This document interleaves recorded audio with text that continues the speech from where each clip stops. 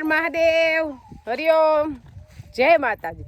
તો દેવાંશી પપ્પા વાઢવા માંડ્યા છે ગાયું હાટું મકાઈ ને હવે આપણે મકાઈમાં વાઢ નાખી દીધું. મકાઈ એકદમ નીંગલી ગઈ છે એટલે ખવાઈ એવી થઈ ગઈ છે અને ઠંડી નથી આવી ને એટલે મકાઈ વધી છે એવી. નકર ટાઈટની મકાઈ વધે નહીં ને એમાંય આપણે મકાઈ આ નબળી જમીનમાં વાવેલ છે પણ મકાઈ થઈ છે બહુ સારી. કેવડી થઈ છે નહીં? બહુ હારામાં હારી.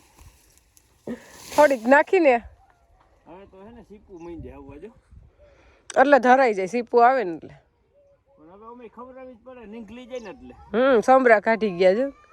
જો પછી નો ખવડાવી તો પછી થોડીક હજી 15-20 દી વહી જાય ને પછી ઓગાહ બહુ રાડા કાઢ નાખે બધી. નટણ હું કોણી હોય ને ખાવાની મજા આવે. અત્યારમાં આપને મજા આવે. યસ, ઠંડીની કસરત થઈ જાય. કારણ કે આ થોડોક સમકારો હે ટાઈટ. આમ જો ઠાર દેખાય છે. હા, થોડોક સમકારો હે. જરૂરત છે ખાલી હજી સમકારો છે પણ આખો દિવસ જાય ને તૈયાર ખબર પડે. અને ટાઈટ પડે ને તો જ આપણું લસણ ને કઈ ખારું થાય. જો ગાજર એ સરસ ઉગી ગયા અને હજી મેથી તો બહુ મોટી નથી થઈ ખાધા જેવી. પૂંખા તોડી તો હાલે પણ લસણ આપણું એકદમ સરસ થઈ ગયું. લસણમાં પાછું ખડ ઉગી ગયું છે. એકવાર તો આપણે નીંદી લીધું છે. આપણે આવી ગયા ભાગ્યાવાળામાં જેમાં તુવેર વાવી છે એમાં. એટલે તુવેર તો હવે આપણી એકદમ હાવ નમી જ ગઈ છે અને પણ છે લીલી, હજી પાકી નથી ગઈ એટલે એકદમ સરસ. આપણે હજી આસી જમીન ખૂણો છે ને ન્યાય એકદમ નમી ગઈ છે એટલે આમ ફાલ સારો લાગ્યો છે એમ. એટલે કહેવાનું ઈ મતલબ કે આ ખૂણામાં કઈ ઉત્પાદન ન થાય પણ કેટલું 10 મણ એટલું બધું ઉતારો ન દે કે એમાં તમે પૈસા કમાવ. પણ તુવેરે તો આમાંય જમાવટ લીધી, કઈ ઘટે નહીં. જો હાવ આમ જોઈ લે, આ છોડવો જોઈએ. ઈ તો હાવ જમીનમાં અડી ગયો અત્યારે. જોઈ લે એટલે નમી તો જાય પણ એનો ફાલ જોઈ લ્યો. આમ જો હેઠી આ જમીન આખો છોડવો નમી ગયો. છોડવાની એટલી કેપેસિટી નથી પણ ફાલ એમાં એટલો લાગી ગયો. અહીંથી મૂર્યો નીકળી ગયો ને કેપેસિટી એટલી છે ને આમ નમીવાની. આ વજન એટલો છે ને જોઈ લે. વજન વધી ગયું. વજન થી જમીન ને અડી ગઈ. લે શું કરજો, આ બધી એમ જ છે. જો એ બધી અડી જ જવાની. એટલે એની કેપેસિટી બાઈને હે ને ફાલ લાગ્યો હે એટલે બેરણ બહુ સારું છે વાયવા જેવું. હા, એટલે અત્યારે આપણે આટલી નમી ગયેલી દેખાય છે ને. દુર્ખદ છે. અહીંથી કદી મોહકાન છોડવા નબળો હોય, બાકી તો કઈ ઘટે નહીં ને એવી છે. આખી નમી ગઈ હાવ. લગભગ હજી 5-7 દી જાહે ને તો હાવ હુઈ જાહે. આખી આમ જમીન ભેર થઈ જાય તુવેર. એવું પોઝિશન થવાની છે. હા, ભલે વલે નથી તુવેર પણ ફાલે સારી છે. વલ તો માપનો છે. ઓછું નથી અને બહુ વધારે નથી, માપનું છે. પણ આ પવન નીકળ્યો ને શિયાળું એટલે હવે વજન થી એક બાજુ સિંગુનો વજન થાય અને એક બાજુ પવન આમાં મલાવશે ને એટલે એકદમ નમી જાય. અને એમાં જ પાણી પીએ પાછી. હા, આજા સેલું. હવે આને પાણ પાહું નહીં ને તો હાલ છે. હવે કમ્પ્લીટ થઈ ગઈ. આગળ સિંગુ છે ને આ બધી પાકવા માંડી જો. એટલે હવે આ એક જ પાણ પીએ અને આપણે 3 પાણ પાયાના ચોથું પાણ પીએ. 4 પાણમાં આપણી તુવેર કમ્પ્લીટ થઈ જાય. 2 ફરે દવા અને 2 ફરે ખાતર તો આપણી તુવેર કમ્પ્લીટ. હા, એટલો ખર્ચો. હા, ઓછો ખર્ચો એમ. એટલે જો આપણે ખેતીમાં સમજીને તો 4 આયરું મગફળીની વાવવી તો ભલે, 7 આયરું વાવો તોય ભલે અને 1 આયર વાવો તોય ભલે અને પારે કે તુવેર વાવી દો એટલે કાંઈ ખર્ચો નહીં. માંડવી થઈ જાય અને તુવેર મફત થઈ જાય હાવ ખર્ચા વિનાની. કારણ કે બિયારણ ઓછું જોઈ, બિયારણ સસ્તું અને એમાં આપણું ઘરનું હોય કાઢીને રાખી દીધું હોય તો લેવું ન પડે. હા, તુવેરમાં તો હાલે એની બિયારણ. એમ લાગે કે આમાં હારા છોડવા કાપીને રાખી દો 2 કિલો 4 કિલો એટલે તમારે તુવેર ઘરની વવાય એવી થઈ જાય અસર. અને વગર ખર્ચાની, વગર શિયાળુ મોલ વાવીને તો ખર્ચા વાળો અને આ શિયાળુ મોલ મફત થઈ જાય. તુવેર સારી હોય ને એટલે ઉતારો સારો જ દે. નકર તુવેર તો આપણી પાસે આ બાજુ છે ને બાજુમાં છે પણ આવી નહીં. સારું એમ વાતાવરણ અનુકૂળ નથી પણ તુવેરમાં ઈયળ નથી આવી. પોર આપણે ઈયળ આવી એટલે ઓણ તો હાવ ઈયળ નથી આવી. એટલે દવા ઓછી મારી છે ને તોય હાલે છે. ખાલી નકર આમાં તમારે અઠવાડિયે 10 દિવસે દવા મારી જ પડે. એને બદલે આપણે એકવાર સાઈટી ને કાલ અને એકવાર એની પહેલા એટલે 2 વાર જ દવા સાઈટી છે. અને પાણી આ વખતે તો ઓછા જોઈએ કારણ કે ભેજ જમીનમાંથી ગયો જ નથી. કાલે આપણે દવા મારી ને એ ગરા માઈટે અને હીરું માઈટે 2 દવા મારી કાલે. કારણ કે આ હે ને જાત તુવેર ને એકદમ મીઠી હોય એટલે ગરો આવવાની શક્યતા રહે એટલે ગરાની અને હીરુની દવા કાલે આપણે મારી દીધી. હવે આપણે ખૂણાની તુવેર પૂરી થઈ ગઈ. હવે કાયદેસર જો તુવેર દેખાય છે અહીંથી આ હારથી. હા અસલ બધી નમી જ ગયેલી છે અને આમાં વલય મોટું છે થોડુંક. અને નાનજી બાપાએ કરી દીધું છે પાણી ચાલુ એટલે એ તુવેરમાં જો પાણી વારશે. આપણે આ વખતે આ ખેતરમાં પાણી ઘટશે નહીં. નહીં શું કહે છે કૂવો? આ પાણી તો પીએ જ જાહે. હા પછી હવે આના પછીનું પાણી પીએ કે નો પીએ એ નક્કી નથી. બાકી એક પાણી પી જાય આજ ને કાલ 2 દી હાલી જાય પછી 10 દી પછી નક્કી નથી હવે હાલે કે નો હાલે. હવે ખૂટી જાય. હા પછી ક્યાં પાવું છે આપણે? હવે જરૂર નથી. પછી જો એવું લાગશે તો લાંબુ કરશું. પછી તો જો કે પાણી હોય એટલે આપણો જીવ નો રહે એમ થાય કે એક પણ પાઈ દઈ. બાકી પાકી જાય એમ છે. એમ દાણા તો ફૂલ ભરાઈ ગયા છે અને એટલો જમીનમાં ભેજ હોય ને અત્યારે હવે આમાં દવા છાંટવી હોય તો હાલવાનો વિચાર કરવો પડે. પણ આમ તો માણસો કીધા હોય એને કાંઈ પ્રશ્ન ન થાય એનાથી ફટાફટ સટાઈ જાય. આપણે ઘરથી ન સટાય. આપણે હું જરીક દયા ખાઈ ક્યાંક દાંત ભાંગે તો હાલે. પણ હવે ઓમ નમી ગઈ છે ને એટલે આમ ડાયરેક્ટ એકાઈ સટાઈ જાય છે. આખાઈમાં આમ ધુવાણો થતો જાય. પેલા તો પડખા લેવા પડતા હતા. હવે પડખા ન લેવા પડે. આપણે અહીંયા આજુબાજુમાં 3 ખેતર તુવેર જ છે. શેઢા પાડોશી ને બધાને અહીંયા આપણે તુવેર અહીંયા તુવેર ઓણ તુવેરના વાવેતર બહુ જ છે.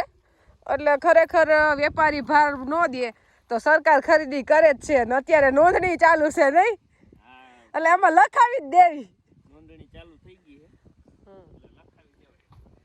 ને આપણે લખાવાની જ છે. આપણે બા આવ્યા કાલે 5:30 પણ ભાઈએ બાને 1 મિનિટ રહેતા નથી મૂક્યા. સવારે રોંઢે ઉડે ને ત્યારે મેં કીધું બા જ આવવાના એટલે ઉઠી સીધા બા સવારે ઉઠીને કે બા હિસકા એટલે એને બીક વઈ લાગી ગઈ છે કે બા વયા જાય પાછા. એટલે અત્યારે બાને ક્યાંય જવા નથી દેતો. સવારમાં બાને કે કામ માર મમ્મી કરી નાખશે તમારી પાસે બેહો. હાલો આપણે રમી. એટલે છોકરા મોટા કરવામાં તો જેને બા દાદા હોય ને એના મમ્મી પપ્પાને કાંઈ ઉપાધિ ન હોય. આપણે ભાઈની ઉપાધિ ન હોય. કામ કરવું ન નડે. નકર મને એની પાસે 10 વાગ્યા લગન બેહાડતો તો કસ કરીને પછી કામ થતું હતું મારે. હે અને બા ખવડાવે તો કે બા નવરાવે તો કે બા. એટલે બધું આજ બા પાસે જ કરાવ્યું છે. અને બાને જો શેઠી હેઠે ઉતરવા નથી દેતો. દેવાંશ